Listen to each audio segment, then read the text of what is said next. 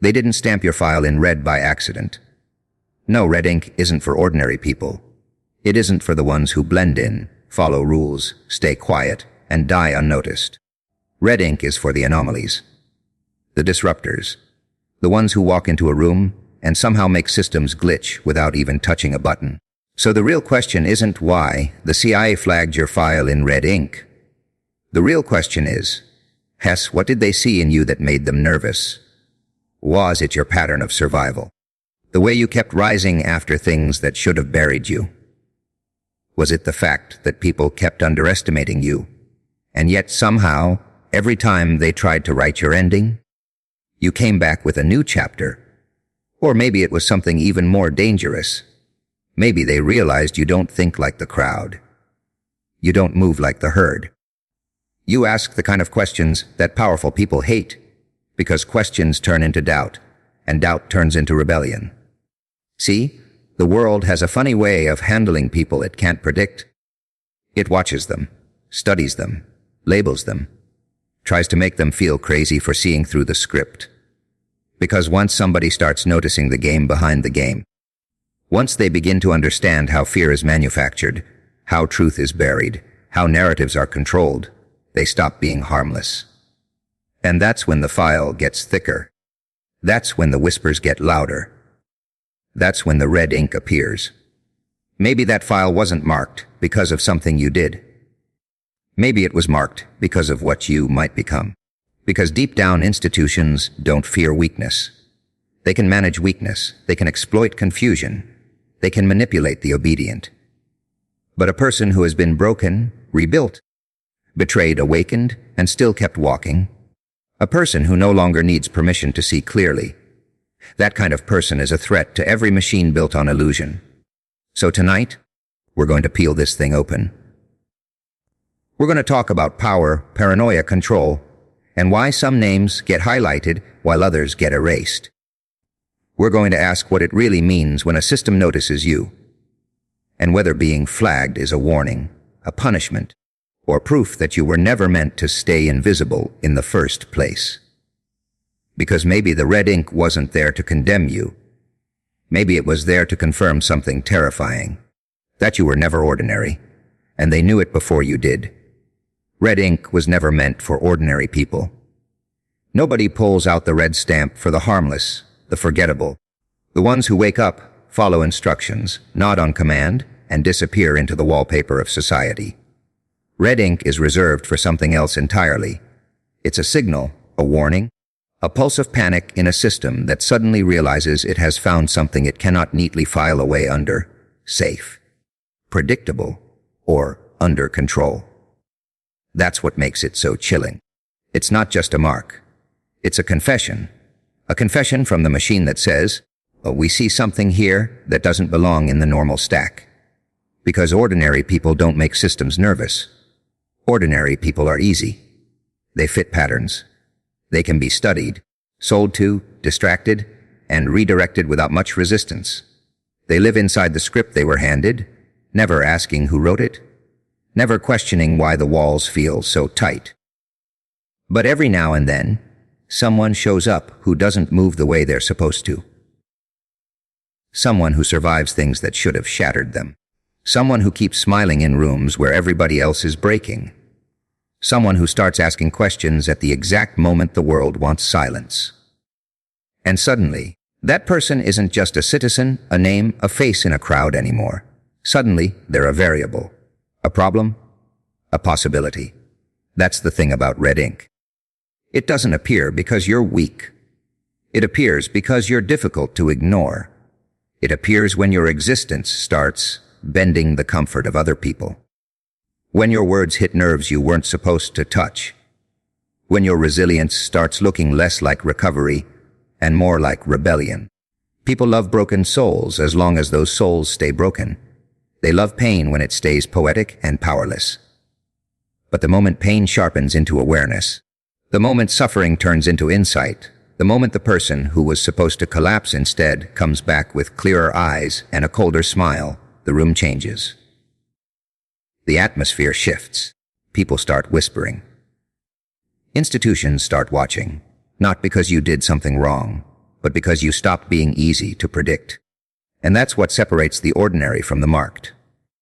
Ordinary people are processed. The marked are monitored. Ordinary people are categorized by what they've done. The marked are feared for what they might do next. Because red ink isn't always about guilt.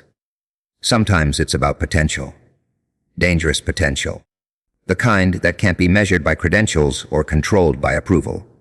The kind that grows in silence, in exile, in betrayal, in the long dark nights where nobody claps for your survival, but you keep surviving anyway. That kind of person terrifies systems because they are no longer motivated by the same bait. You can't bribe someone who has already lost everything.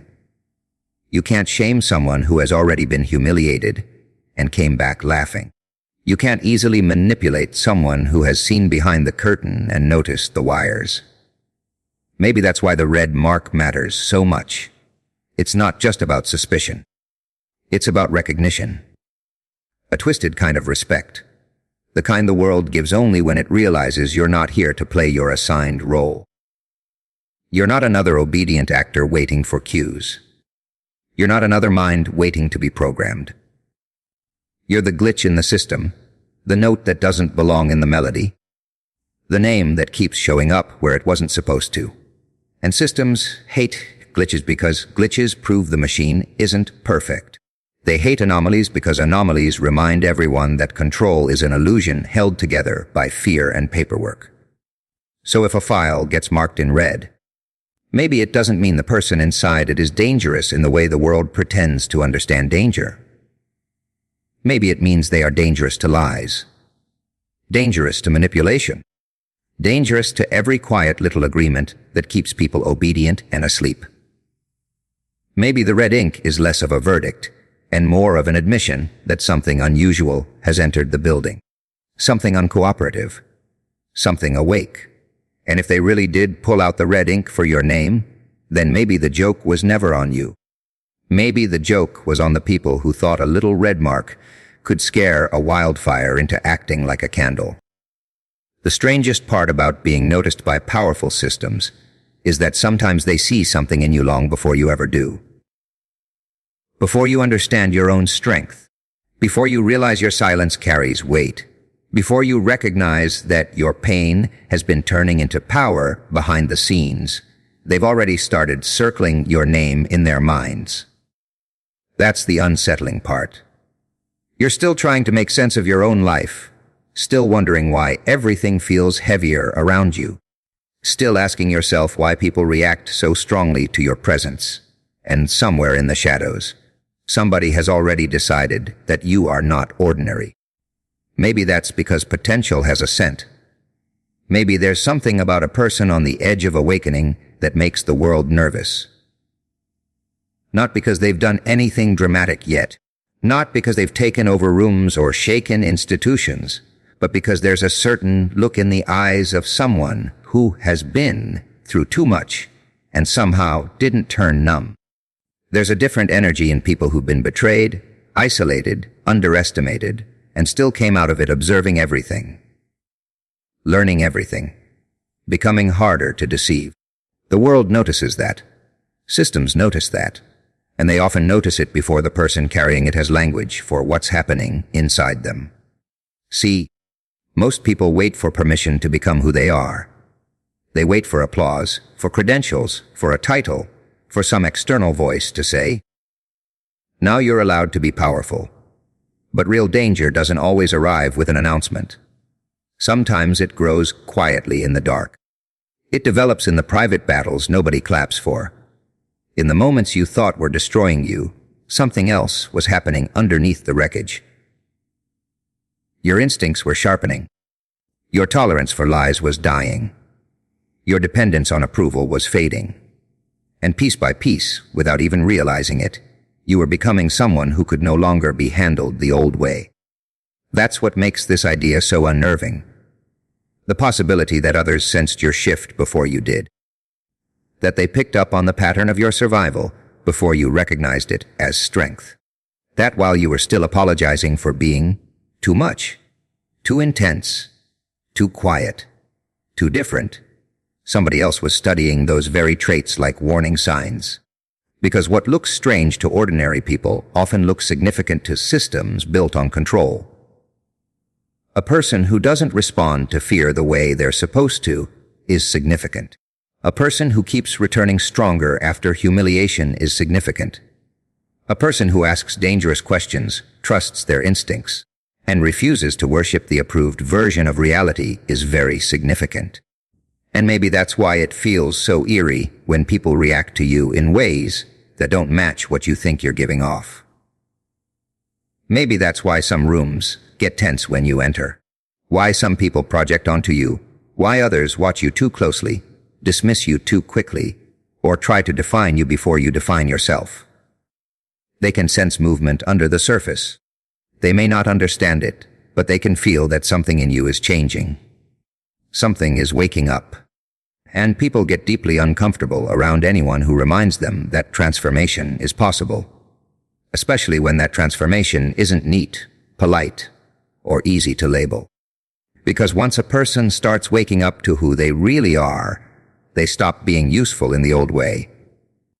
They stop shrinking to fit rooms that were built to suffocate them. They stop chasing crumbs from people who needed them insecure.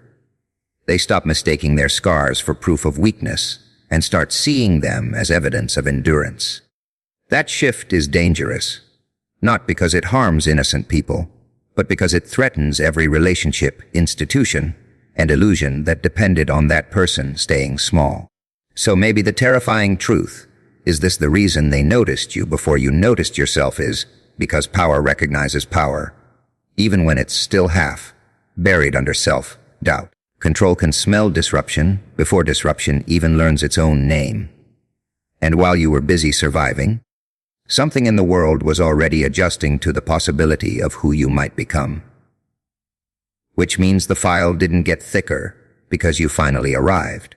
It got thicker because they heard your footsteps while you were still convincing yourself you were only making noise. The world has a habit of watching the things it cannot control, not admiring them, not understanding them, watching them, studying them the way people study a crack in the wall that keeps growing no matter how many times they paint over it. Because control depends on predictability. It depends on people behaving the way they're expected to behave, fearing the right things, obeying the right voices, and never wandering too far from the script. But the moment someone stops moving like the rest, the moment their mind begins to drift beyond the approved borders, the attention changes. The smiles get tighter. The questions get stranger. The air around them starts to feel observed. That's because systems are not built to celebrate independent minds.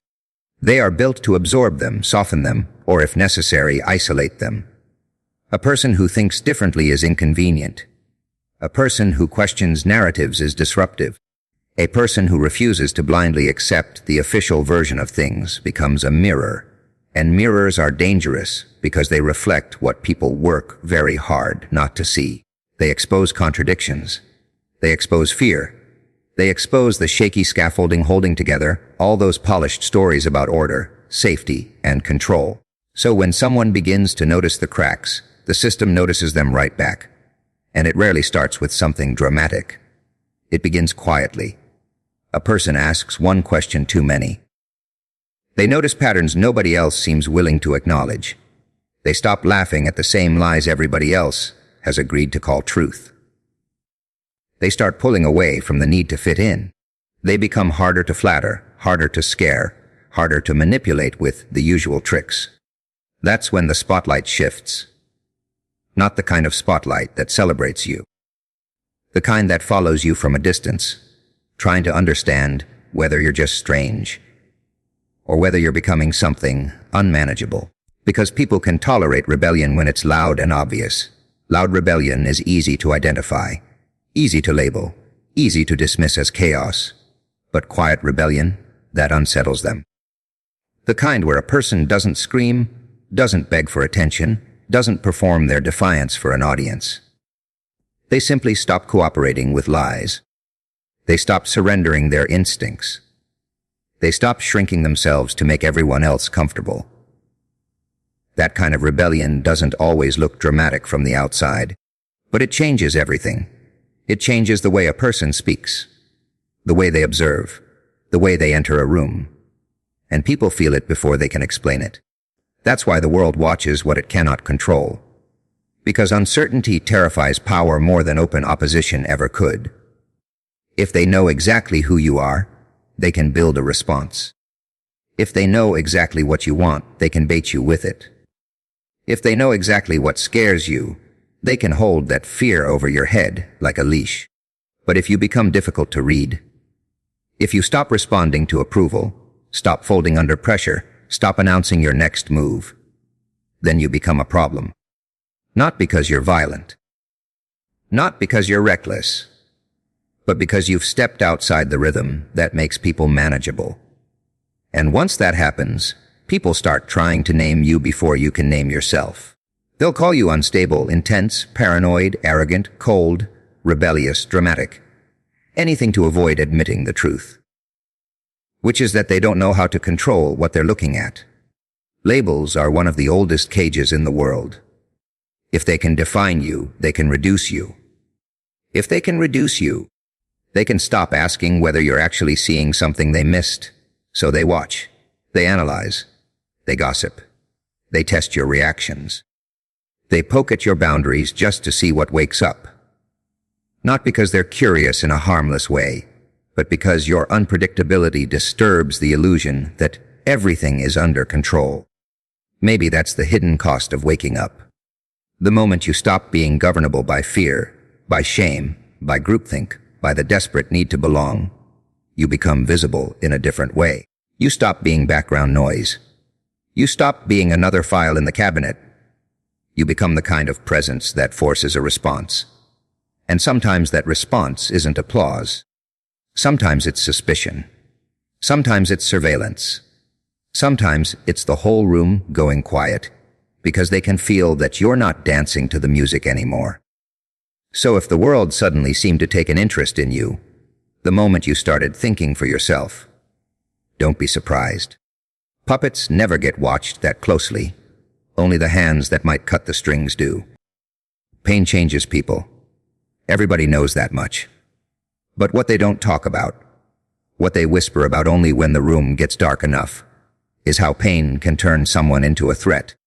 Not because suffering makes them cruel, not because heartbreak automatically turns them violent, but because real pain, the kind that strips away illusions and leaves you staring at the bones of life, has a way of burning weakness out of a person.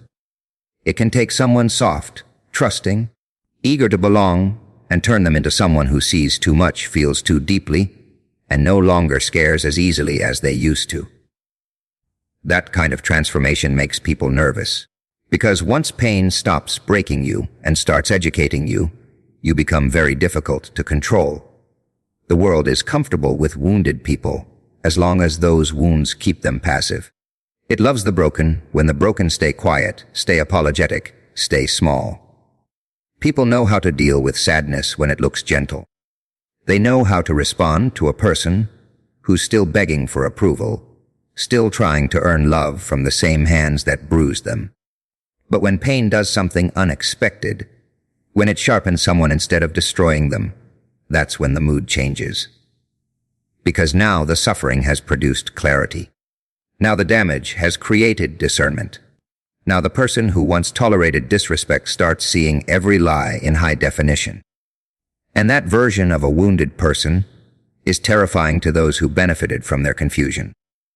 There's something unsettling about a human being who has already been through fire and stopped fearing the smoke. Someone who has been betrayed enough times to recognize manipulation by its footsteps. Someone who has sat alone in the wreckage of their own life long enough to learn that loneliness doesn't kill, but pretending does. That person walks differently. They don't chase comfort the same way. They don't panic when others withdraw. They don't collapse the moment life stops being fair. Why? Because pain trained them in places comfort never could. Pain taught them to survive without applause. Pain taught them how much of the world is performance. Pain taught them that some people only love you when you are weak enough to need them. And once you learn that you become dangerous. Not in the cartoon villain sense, but in the most disruptive way possible. You become dangerous to manipulators because guilt doesn't work on you like it used to. Dangerous to fake friends because flattery doesn't blind you anymore. Dangerous to systems because fear has lost some of its magic. That's the secret nobody says out loud. Pain can reduce a person, yes, but it can also strip them down to something raw and uncompromising. Something that no longer wants to fit into a life built on lies. Something that doesn't confuse peace with obedience. That's why people sometimes react so strangely to someone who has suffered and survived. They can feel the shift even if they don't understand it.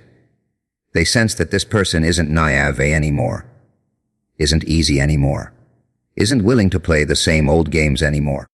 And rather than admiring that strength, many will try to pathologize it. They'll call it bitterness, intensity, coldness, paranoia, anything except what it often really is: awareness. Because awareness in a healed wound looks threatening to people who preferred you bleeding. It forces them to face the fact that you learned from what they hoped would destroy you. And maybe that's the cruelest joke of all. The very pain meant to silence you became the reason you started listening more carefully. The betrayal meant to break your confidence became the reason you stopped handing it away. The loneliness meant to make you desperate became the reason you discovered you could survive without the crowd. Every scar became a lesson. Every collapse became a blueprint. Every sleepless night became another page in the manual of how not to be fooled again. So now, when you enter a room, people don't just see a person. Some of them see a survivor who turned suffering into pattern recognition. A mind that learned to read danger before danger speaks. A soul that has already met the worst and came back with better eyesight. That is why pain can make you a threat. Because once suffering stops being your prison and becomes your teacher, you stop moving like prey. You stop apologizing for your instincts. You stop mistaking your scars for shame. And to a world that profits from people staying fragile, confused, and dependent, a person who turned agony into awareness is a very dangerous thing indeed. After all, the system never panics when the wound is open. It panics when the wound starts grinning back with all its teeth. Some people get marked not because of what they've done, but because of what they might become. And that's where things get truly unsettling. Because if you think the world only reacts to actions, you haven't been paying attention. Systems don't just fear damage that has already been done. They fear potential. They fear possibility. They fear the person who hasn't fully stepped into their power yet, but carries the exact ingredients that could one day tear through the walls everybody else learned to decorate. That's why the most dangerous red flags are often placed on future disruptors. People whose greatest offense is not their history, but their trajectory. It sounds almost absurd at first, doesn't it? To be watched, doubted, or quietly feared for something you haven't even become yet. But look closely at how power operates. It studies patterns. It calculates risks. It watches for shifts in behavior, in energy, in confidence, in resistance. It doesn't wait until the storm tears the roof off to admit the weather has changed. It watches the pressure drop. It watches the sky darken. It watches the birds go silent. And in the same way, it watches people who carry the signs of future disruption. Not because they've exploded yet, but because they've stopped being stable in the way obedient people are stable. Something in them is moving. Something is building. Maybe it's the way they keep surviving things that should have reduced them. Maybe it's the way they learn too fast from betrayal. Maybe it's the way they can no longer be bought by the same shallow promises that keep everyone else sedated. Or maybe it's simply the fact that they're starting to realize they were never meant to fit the shape they were forced into. That realization alone is dangerous, because once a person understands that the box was never built for them, they stop trying to shrink to match it. They start testing the edges. They start asking who built it, who benefits from it, and what happens if they kick the walls until daylight gets in. And that's when the future disruptor becomes visible. Not always to the public, not always even to themselves, but visible to the patterns of control that have seen this kind of transformation before. Every system knows the signs of someone who is waking up: the sudden refusal to accept cheap answers, the growing distance from performative loyalty, the strange calm that comes when someone no longer needs the crowd to validate what they already know in their bones. The person hasn't taken the stage yet, but the script is already slipping out of their hands. They're becoming difficult to script, difficult to guilt, difficult to contain. And that's enough to trigger alarm, because future disruptors don't always look powerful in the beginning. Sometimes they look wounded, confused, isolated, angry.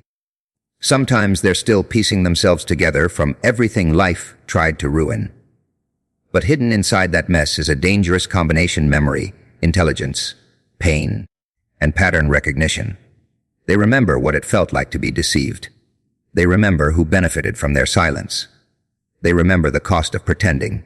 And slowly, almost invisibly, those memories begin to form a new kind of strength. Not the polished kind that gets applause, but the raw kind that makes people uncomfortable because it doesn't ask for permission. That's why the flag comes early. Because the system isn't only afraid of what a future disruptor might do to structures.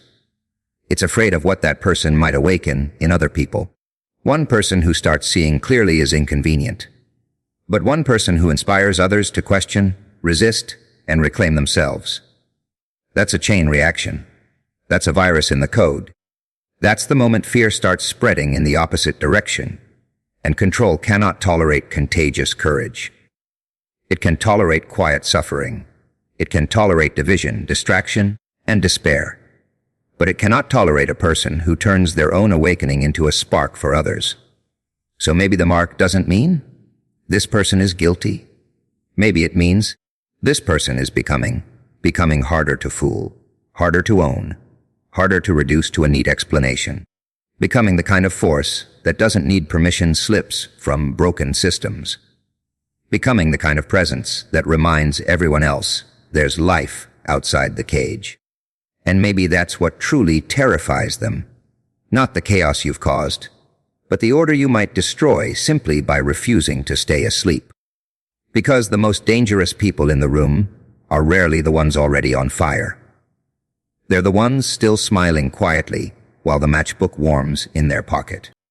Sometimes the file is a warning. Sometimes it's a confirmation. And the most disturbing part is that you may never know which one it was supposed to be. That's the beauty of power. Isn't it? It never has to explain itself. It just leaves signs. A whisper here, a closed door there, a shift in how people look at you, speak to you, react to your presence.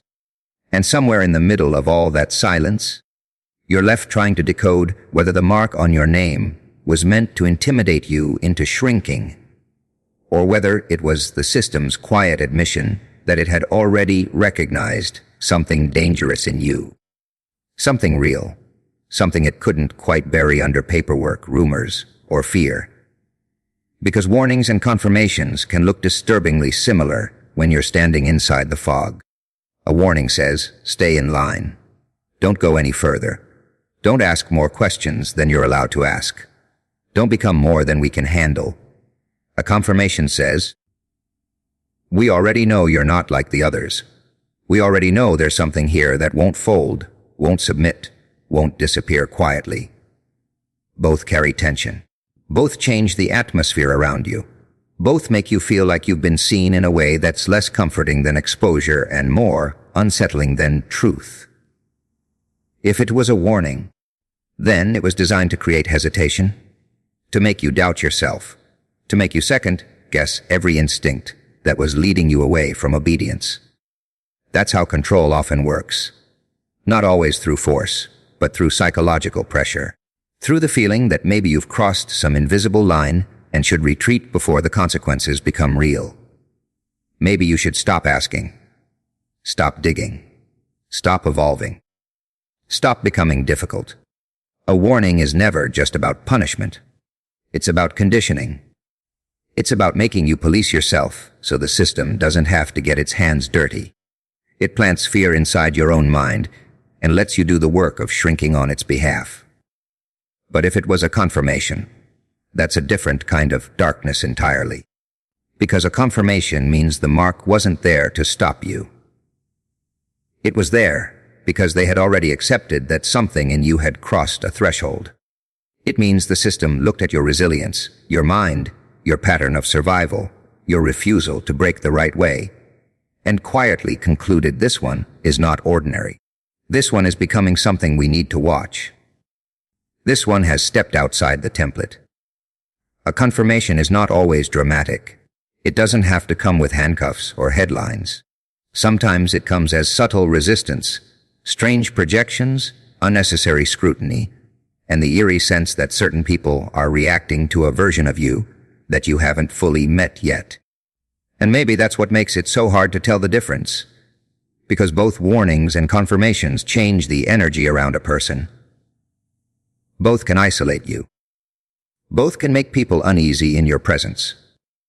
Both can create the feeling that your name is moving through rooms you've never entered. But the meaning behind them is not the same. One is trying to scare you back into being manageable. The other is quietly admitting you already aren't. Maybe the real answer is that it can be both. A warning to you, and a confirmation to them. A warning that says, we hope fear still works on you. A confirmation that says, but we're not entirely sure it does anymore. And that's where the tension lies. In that tiny crack between their attempt to contain you and their growing suspicion that containment may already be too late.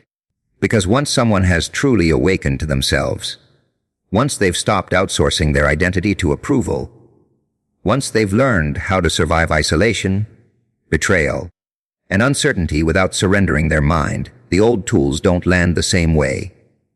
Fear still knocks, sure, but it doesn't own the house anymore. So maybe the question was never whether the file was marked as a warning or a confirmation. Maybe the real question is what you do after realizing you were seen at all. Do you panic? Do you perform innocence? Do you beg the system to reclassify you as harmless? Or do you understand what the mark might really mean? That somewhere along the way, while everyone else was trying to convince you to stay small, invisible, and grateful, something in you grew too loud to ignore. And maybe that's the punchline they were hoping you'd never understand. Because once you realized the red mark was proof, they saw the monster waking up. It gets a lot harder to go back to pretending you're still asleep.